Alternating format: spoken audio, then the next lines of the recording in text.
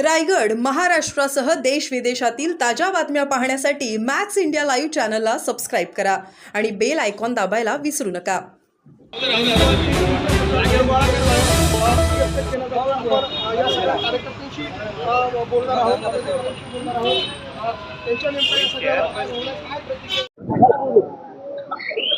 थोडं भाई थोडं मागे सरका ना तुम्ही सरका ना मागे यार.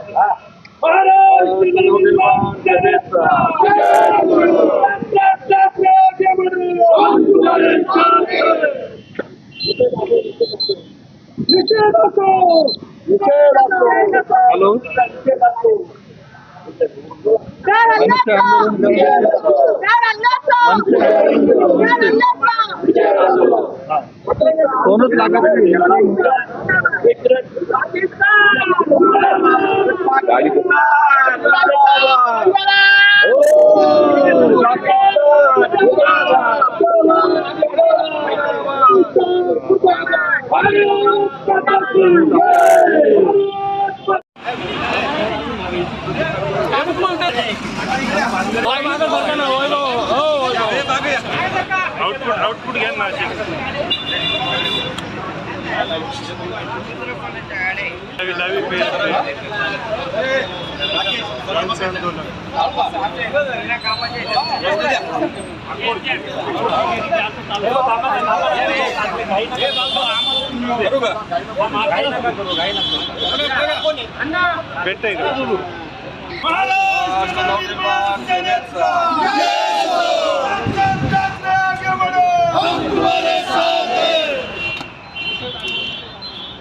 निषेध असो निषेध असो.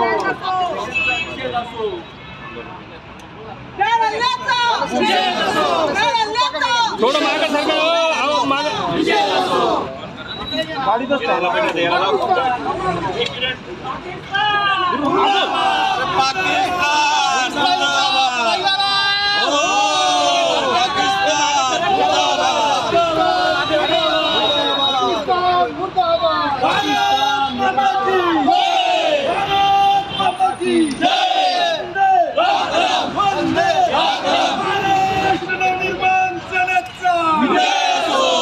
अरे मागे सरकार थोडं मागे.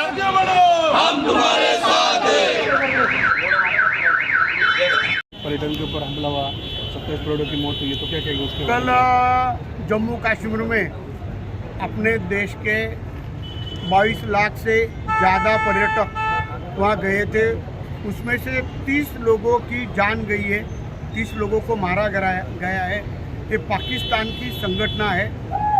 मुझे ऐसा लगता है नरेंद्र मोदी साहब और अमित शाह साहब ने काफ़ी टाइम बोला है कि हमने संरक्षण मंत्रालय बहुत मजबूत किया है. अगर मजबूत था तो ऐसा क्यों हुआ? तो भी हम महाराष्ट्र नवनिर्माण सेना के होकर भी हमें ऐसा लगता है ये देश अखंड रहना चाहिए. ये देश का एक भी आदमी को कुछ नहीं होना चाहिए.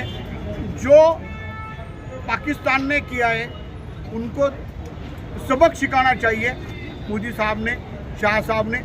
अगर वो सिखाते नहीं तो उन्होंने राजीनामा देना चाहिए. काय म्हणणार? काल जम्मू काश्मीरमध्ये जो आपल्या भारतीय पर्यटकांवर जो हल्ला झाला तो अतिशय भ्याड हल्ला आहे. असं होणं अपेक्षित नव्हतं. कारण नरेंद्र मोदी साहेब आणि अमित शाह साहेब नेहमी सांगतात देश मजबूत झाला मजबूत झाला. जर देश मजबूत झाला तर अतिरेकी जम्मू काश्मीरमध्ये शिरले कसे आणि आपल्या भारतीयांना मारलं गेलं हे बरोबर नाही आहे. तर आम्ही देश म्हणून सगळे एकत्र आहोत. आम्ही देशाबरोबर आहोत.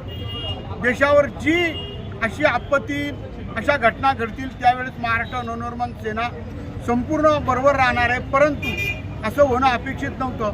पण ज्या संघटनांनी हा भ्याड हल्ला केला, आपल्या 30 लोकांना मृत्युमुखी पडावं लागलं, त्यांना आम्ही श्रद्धांजली अर्पण करतो आणि त्यांचा बदला सरकारने घेतला पाहिजे असं आम्हाला वाटतं.